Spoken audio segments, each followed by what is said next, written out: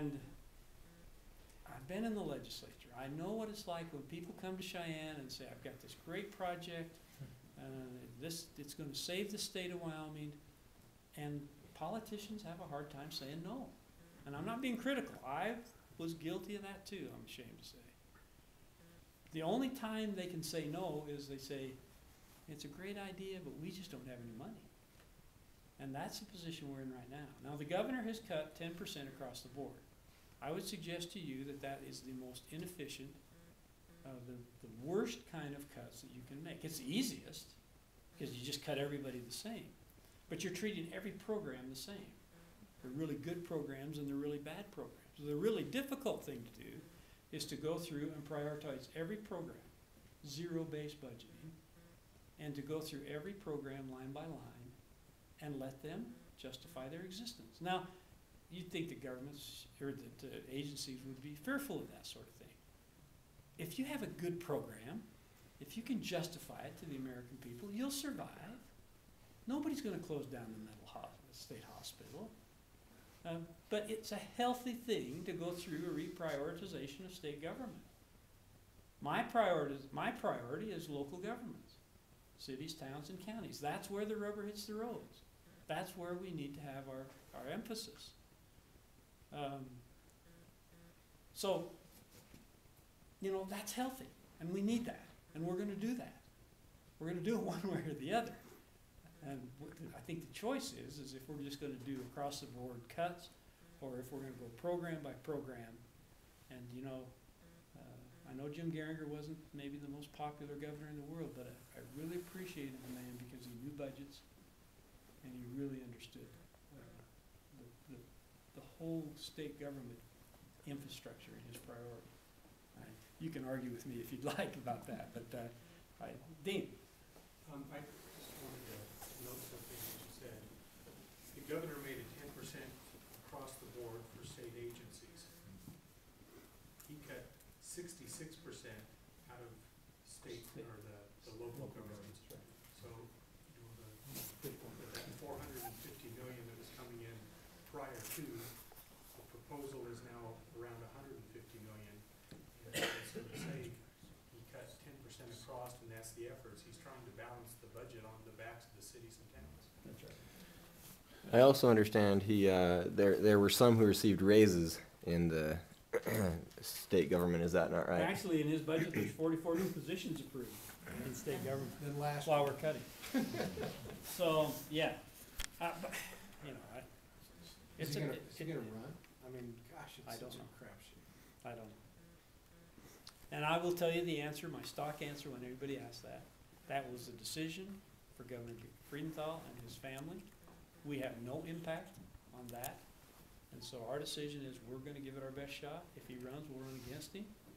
If he doesn't, we'll run against whoever else comes up. There's no sense for me to worry about what Friedenthal is going to do because I have no impact on that decision. Clearly, he will be difficult to defeat. But if we have to, we will. That did sound cocky, didn't it? Confident. You have to be like that. Yes. You talked earlier about state rights and protecting our state. What are some things that you can do, some specific things to insulate ourselves, especially with the minerals industries that we rely on? That's a really good question and a really hard question. And I don't know that I'm going to stand here tonight and make a list of things that we're going to do. I think, as I said, we're going to have to be smart about it, and we're going to have to pick our fights. And at this point in time, I can't tell you specifically what fights we're going to pick. But wouldn't it be fun? Wouldn't it be fun to take on the federal government on some of these money issues? Will mentioned the federal mineral royalties. We receive more money from the federal mineral royalties than any state in the nation. At least we used to. I think that's still an accurate statement. And you know, because they're on because these wells, the mineral development is on federal land, they take the federal mineral royalties and in their benevolence give us back 50%.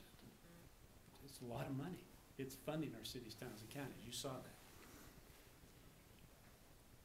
Wouldn't it be fun, and I'm just throwing this out as a possibility, to say, you're not gonna take those federal minute royalties, and do some reverse blackmail, like they've been doing to us for decades.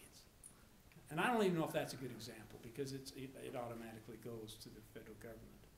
And by the way, we get the privileges, just as as cities do, paying the state for the administration of that, and sales tax, we get to pay the federal government for the administration of getting our money back. But I think that there are some things monetarily that we could challenge the federal government on, and let them take us to court for a change. Let them have to initiate some kind of legal action instead of us always being on the defensive.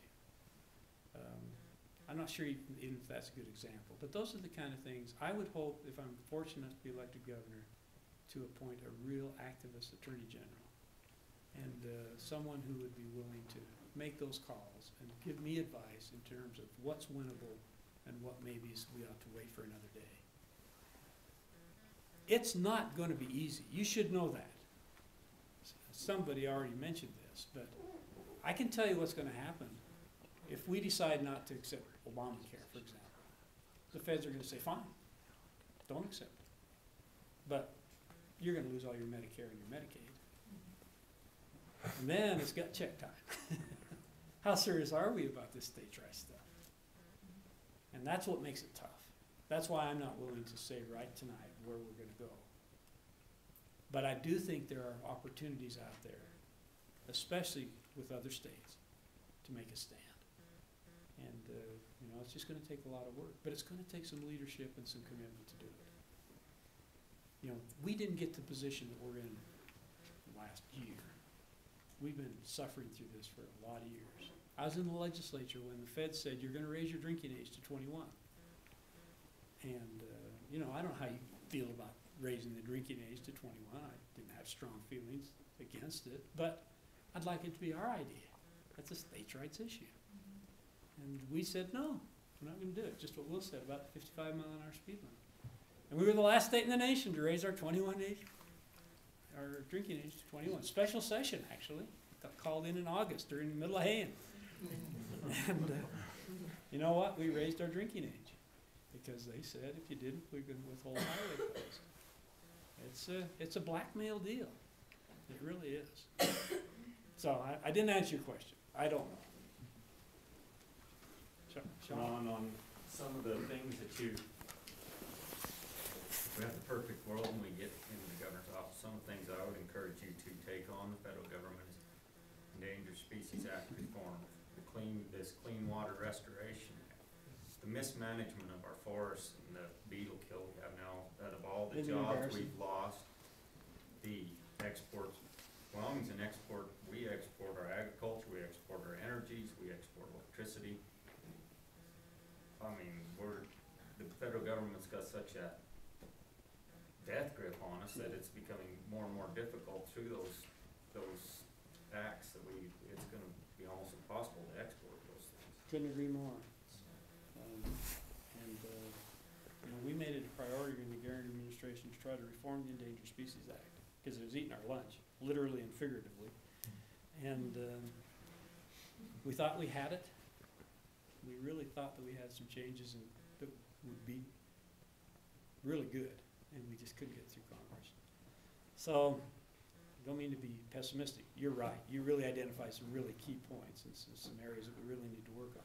Clean Water Act is an abomination right now. I shouldn't say it that way. The way it's been enforced is an abomination, and you know that. You're in the conservation district. So, those are really good. Administration of public lands. Well, the building of these coalitions you talked about, I believe, is the only way we can have any effect on that. Wyoming can't do it, but I know other states are having the same issues. Absolutely. We've probably wore out our welcome. Again, stuff in the back. Visit our website. We'd love to have you come to our concert on the 16th of January. Please feel free to give me a call. Eric and Sherry have a committee in Evanston. If you'd like to be a part of that, I'll bet you that they'd put you to work. Be engaged. 50 years from now, don't let your grandchildren say, where were you? Thank you.